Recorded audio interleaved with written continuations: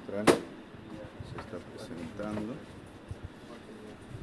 dado que todos los cables han estado trabajados internamente en el drywall y ya tenemos la central por allá desarmada. Se va a aperturar un pequeño hueco en este campo para que pues todos los cables puedan pasar por ese lado, ¿no?